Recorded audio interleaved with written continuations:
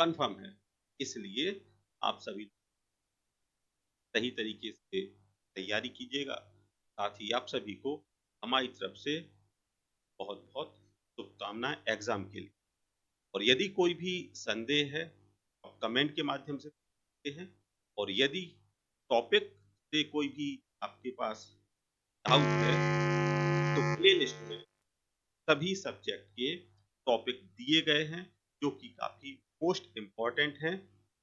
तो कोशिश कीजिएगा कि आप वीडियो को देखिएगा, भाग लीजिएगा, एग्ज़ाम में पास होइए। मिलते हैं नेक्स्ट वीडियो में। वीडियो को लाइक कीजिएगा, चैनल को सब्सक्राइब कीजिएगा, साथ ही दोस्तों के साथ शेयर कीजिएगा। मिलते हैं नेक्स्ट वीडियो में। धन्यवाद।